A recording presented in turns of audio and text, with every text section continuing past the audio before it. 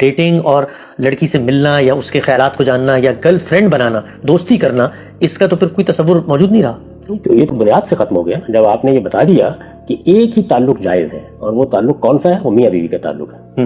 اب بیوی کا انتخاب کرنے کے لیے آپ کسی خاتون سے بات کرتے ہیں یا جاننے کی کوشش کرتے ہیں تو آپ ان آداب کا لحاظ رکھیں گے جو آپ کو بتا دیے گئے. وہ آداب کیا ہیں کہ آپ خلوت میں نہیں بیٹھیں گے، آپ حفظ فروج کا اہتمام رکھیں گے، آپ بدنظری کا ارتکاب نہیں کریں گے، اور آپ پوری کوشش کریں گے کہ اللہ تعالیٰ نے جو ہدایات دی ہیں وہ ہمیشہ آپ کے قلب پر مرتسم رہیں. ان کا لحاظ کرتے ہوئے کسی کو دیکھنا، کسی سے بات کرنا، حالات جاننے کی کوشش کرنا، موافقت کے ذرائع تلاش کرنا، یعنی اس سے کوئی پابندی نہیں ہے، لیکن ان آداب کا لحاظ کر کے آپ کریں گے یہ کام.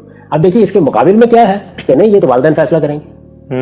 یہ اسلام کا موقف نہیں ہے. اسلام میں عورتیں اپنا انتخاب خود کر سکتی ہیں، مرد اپنا انتخاب خود کر سکتے ہیں، اپنی رائے دے سکتے ہیں، وہ دوسروں سے بات بھی کر سکتے ہیں، ان کو دیکھ بھی سکتے ہیں، ان میں سے کوئی پابندی نہیں. لیکن ان آداب کا لحاظ آپ رکھیں گے جو اللہ تعالیٰ نے بتا دیے. یعنی یہ مطلب نہیں ہے کہ اب آپ خلوت میں بیٹھیں گے. اب آپ کچھ یہ اندازہ کرنے کے لیے کہ کیسی خاتون ہے یا کیسا مرد ہے، بدکاری کے بھی کوئی ابتدائی مراحل طے کر لیں گے.